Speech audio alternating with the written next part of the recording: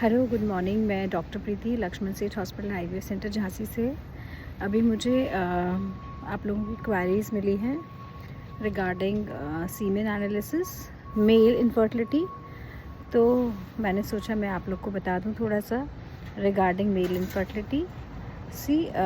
Mails में बहुत ज़्यादा कमी होती नहीं है, ऑल्दो इट्स वेरी डिफ़िकल्ट। हमारे इंडिया के सिनेरियो में मेल्स का सीमेन टेस्ट कराना सबसे मुश्किल काम है, बिकॉज़ यूजुअली वो तैयार नहीं होते हैं अपना सीमेन एनालिसिस कराने के लिए। बिकॉज जबकि मेल का सीमेन एनालिसिस सबसे ईजीएस्ट पार्ट है।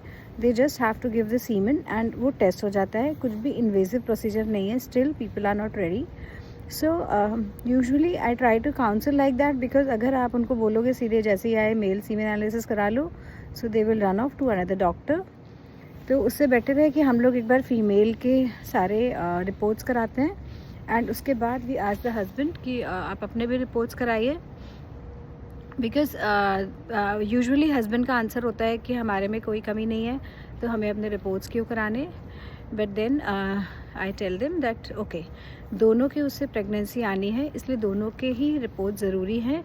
किसी एक के ट्रीटमेंट से प्रेगनेंसी नहीं आ सकती, इसलिए हमें आपके इन्वेस्टिगेशंस भी करवाने पड़ेंगे। जब हम मेल का सीमेन एनालिसिस कराते हैं then we come to know what it is.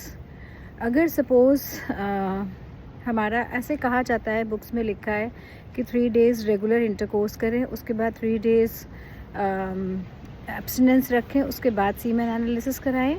But मेरे हिसाब से that is not very important, because बाहर से पेशेंट्स आते हैं and we just want a general idea, कि हमें एक जनरल आइडिया मिले कि कितनी मोटिलिटी है, कितना काउंट है।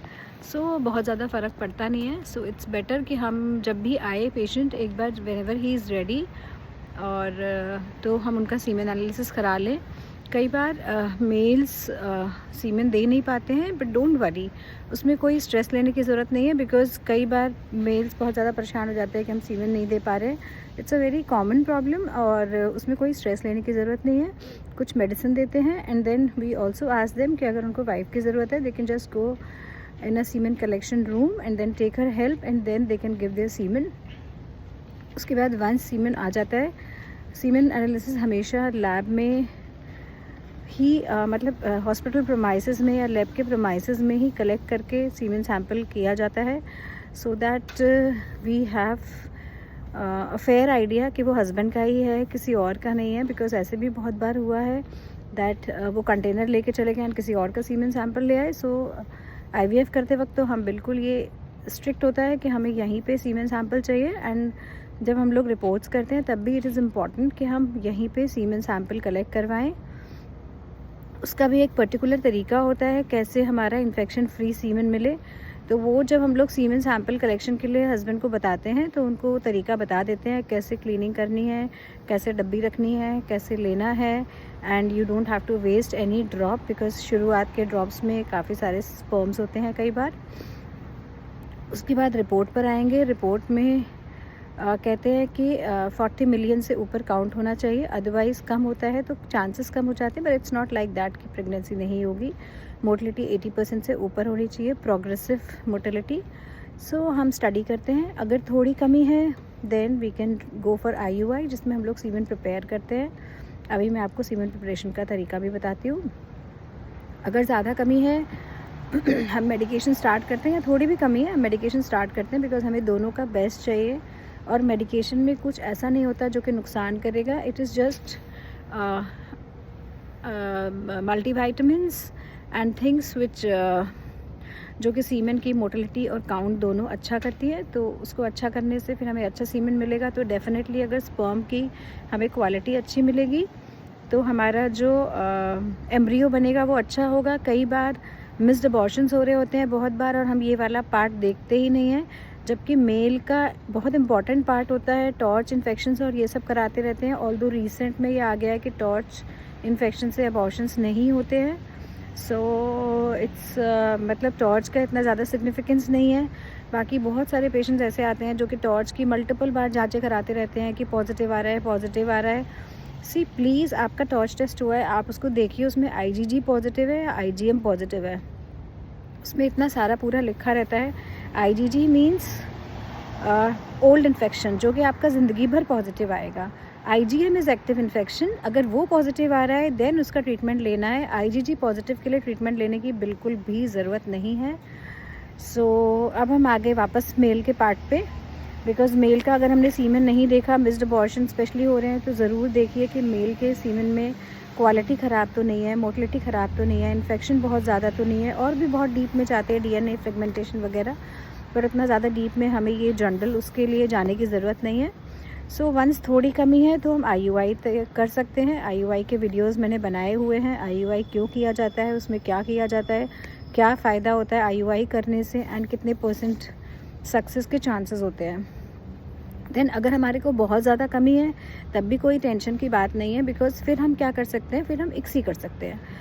और उसमें हम लोग ICSI पे भी मैंने वीडियो बनाया हुआ, पुराने वीडियोस पे जाएंगे तो आपको मिल जाएगा। ICSI में हम लोग एक ओवम लेते हैं और एक स्पर्म लेते हैं, और उसको माइक्रोस्कोप के अंदर देख के 1000 टाइम मैग्नीफिकेशन करके फिर हम एक ओवम के अंदर एक स्पर्म डाल देते हैं। एंड एम्ब्रियो फर्टिलाइजेशन 100% हो जाता है, एम्ब्रियोज बन जाते हैं, नॉट 100% बट येस 80-90% फर्टिलाइजेशन हो जाता है।